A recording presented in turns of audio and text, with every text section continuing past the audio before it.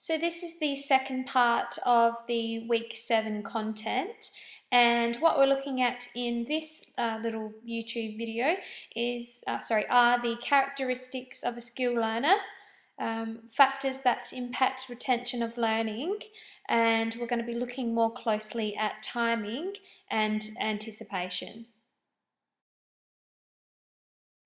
So there are a number of different characteristics of the skill learner, one of which is age. So for the younger players, motor output is not as highly programmed as, say, an older or an autonomous player.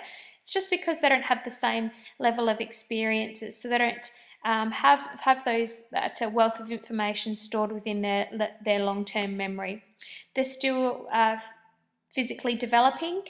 Their coordination is still developing, but also another one is that they don't actually have a clear idea about ideal performance. They don't have those experiences there to draw from. So that's why demonstrations are really important, as well as feedback specific to the movement pattern. Because like we said previously, autonomous players usually know where they've made the error, whereas our cognitive players are less likely to be able to pick that up. Gender is also a big one, so there are physiological and psychological differences between males and females. Fitness levels, so fitter individuals are able to stay on task for longer, which allows them to be able to, train harder because they are fatiguing later in comparison to the unfitter individuals. Cognitive capacity is a big one, so the act of thinking in order to do the skill. So that all happens within our perceptual mechanism. So being able to select our attention on particular information sources, being able to make that decision. So that's all happens within the cognitive, all relates to an individual's cognitive capacity. Another interesting one is culture. So when we look at culture, one area that we look at is motivation, which specifically also goes back to arousal levels. And just like we've been speaking about, arousal levels can have both a positive and a negative impact on selective attention. And also, psychological development. So being able to cope under pressure. And once again, psychological development also goes back to arousal levels. So being able to focus your attention on particular cues while still being under quite a significant amount of pressure is most certainly a talent. So we're now going to be moving along to retention of learning, where we're specifically going to be looking at memory. So there's 3 main phases of memory: storing information, so about what to do. It then retrieves information, so getting the information when it is needed, and using the information, so using the information for what has to be done. We have spoken about this before with reference to the information processing model. So our retrieval of information would be when we're trying to select our attention on stimuli. We're basically selecting our attention on stimuli that we have focused our attention on before, which has actually previously been stored within our long-term memory. As a result, within the translatory mechanism, we're then making a decision about the appropriate motor program to use, which once again has been stored within the long-term memory, and we're then enacting a particular motor program which has been stored within the long-term memory. And through our effective mechanisms, sends the message down to the working muscles about what exactly needs to be done. So I'm just going to be speaking now about how the memory works in more detail and aligning that with the information processing model. So how it all works is a stimulus triggers the senses. So sight, sound, touch, smell and taste, which are also referred to as our receptors. So the information received from the senses then enters the short-term sensory store. So it's stored within the short-term sensory store for a maximum of 1 second, and information is actually then filtered out and classified as irrelevant information, or it's deemed as relevant information. So this all ties back in with our selective attention, so where we choose to select our attention, what information we choose to keep and what information we choose to ignore. Okay, which all happens within the perceptual mechanism. So the relevant information is then passed onto the short-term memory. Information is stored here within the short-term memory for up to 1 minute, but here only 7 to 9 pieces of information can be stored at one time.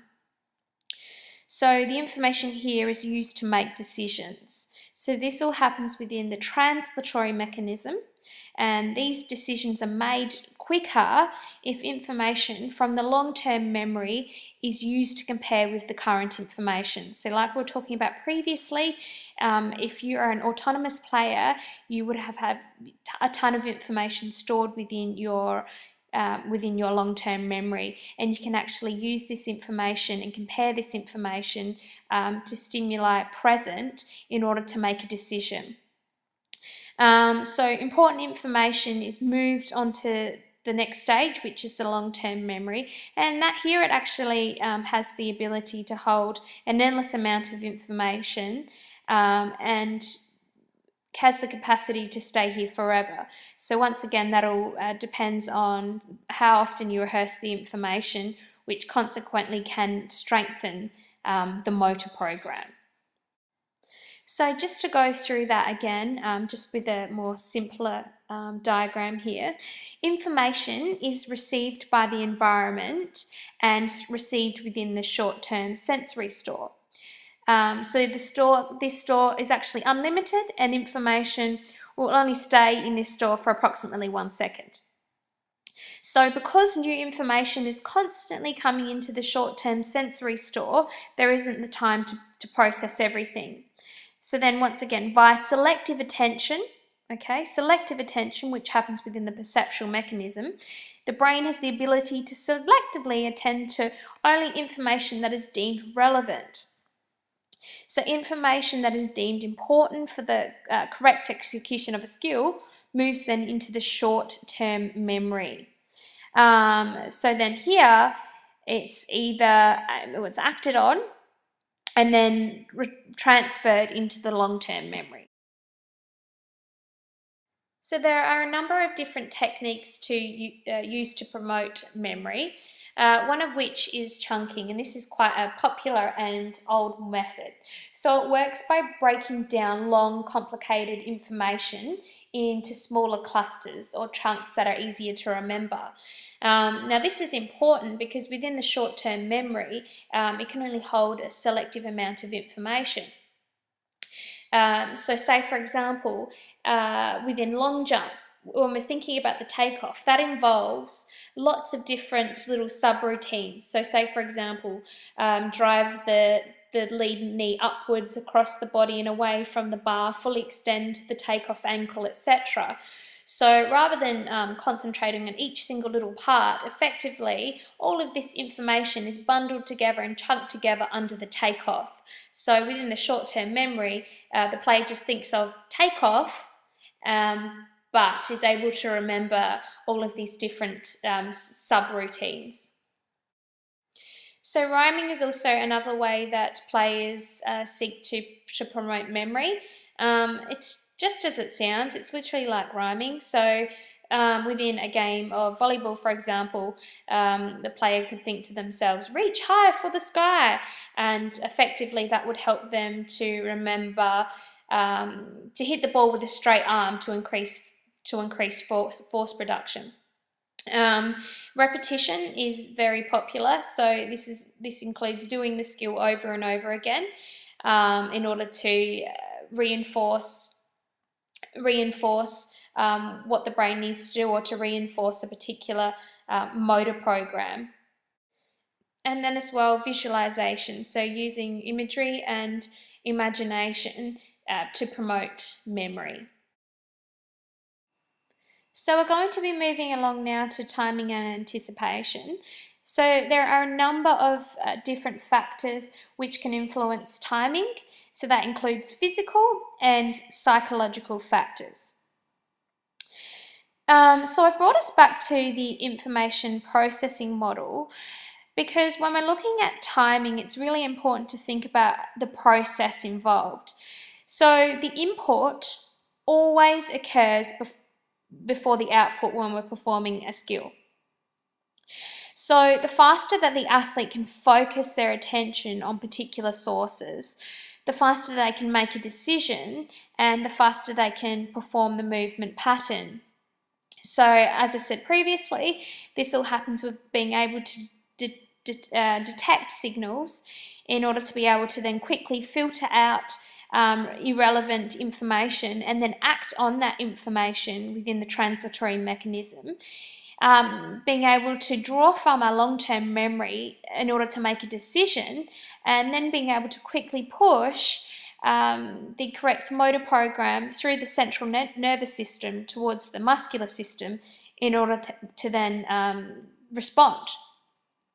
So once again, when we're talking about reaction time, we're really looking at the time between receiving the cue and the time taken to respond. So as you can see, we've got quite a few steps in the middle there, and when we're looking at timing, it's really important that we really do bring it back to here because this is where it all starts to make.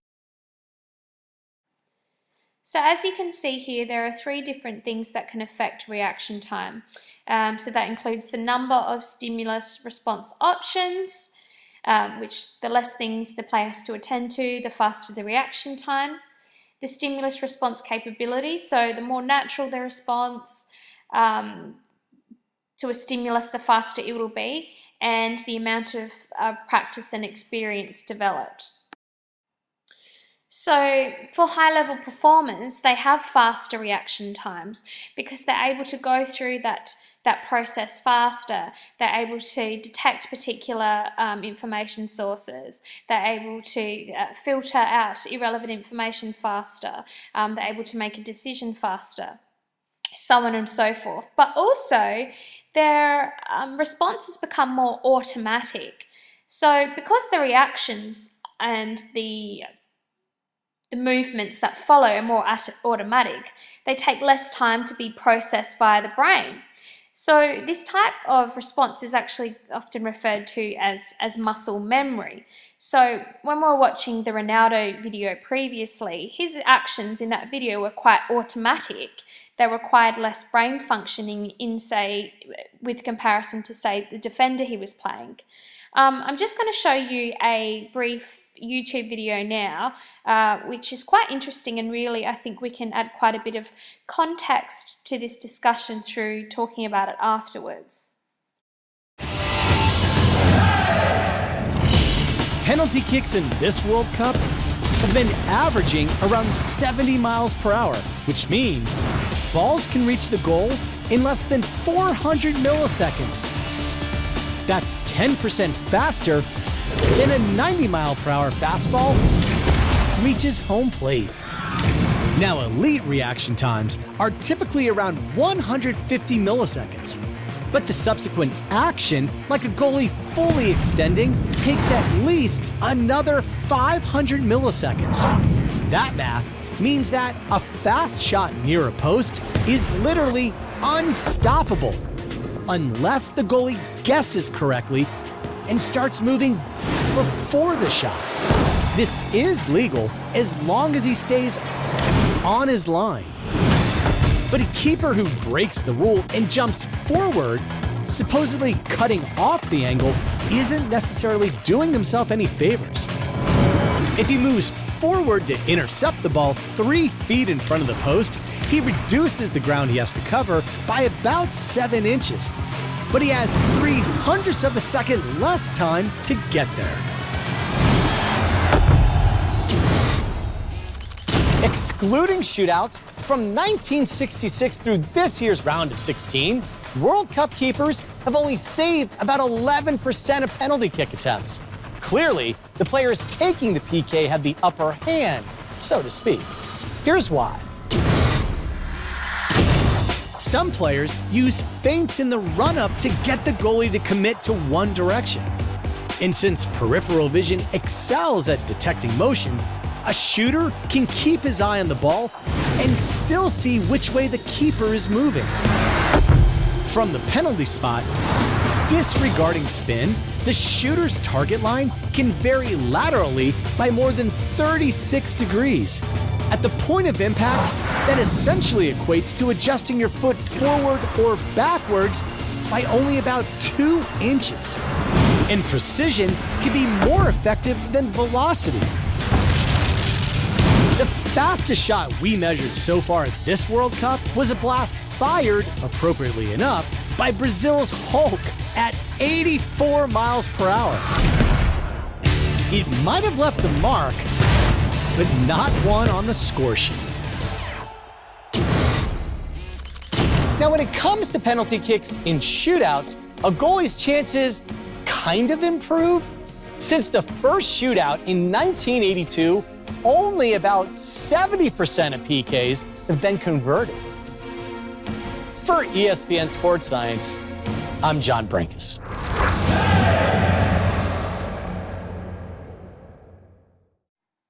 So just going back to our previous discussion, based on the goalie's ability to be able to pick up particular signals, he was actually able to pick up on partial cues, which helped him to predict performance, which helped him to determine what was going to happen next within the game. And as a result, he was actually able to respond to that situation quicker than what he would have if he was unable to anticipate what was going to happen within the game. So this is one of the reasons why anticipation is associated with skilled performance, and anticipation is obviously developed through years of practice and experience. Okay, so there are a number of factors which can affect anticipation. So they can be both internal and external. So I'll just get you to pause this video here just so you can take some notes on these ones and read through them individually. I just really want to make the point that if the process of anticipation is completed successfully, this can be quite beneficial to the athlete's performance and can have a successful outcome, which is like we saw at the end there. However, it's also interesting, halfway through the movie, they showed the goalie actually moving in towards the wrong direction when he was trying to block the shot. Now that's quite interesting. We were talking about that a couple of weeks ago, and that's referred to as sort of the psychological refractory period. So basically, the goalie had decided to react on a particular piece of stimuli, which was obviously, I think, the way in which the goal kicker's feet were moving. But consequently, he was actually unable to change that, and as a result, he had quite an unsuccessful outcome. So that's just one fantastic example, might I add, of the consequences associated with the psychological refractory period.